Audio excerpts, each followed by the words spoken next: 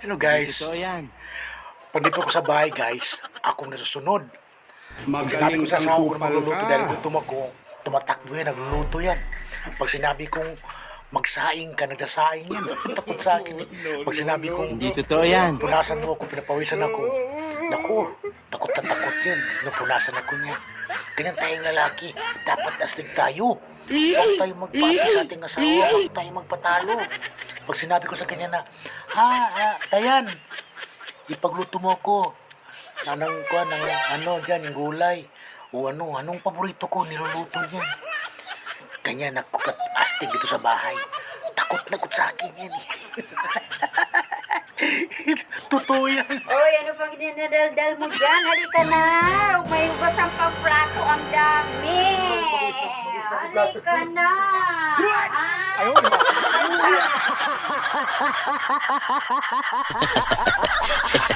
Hehehe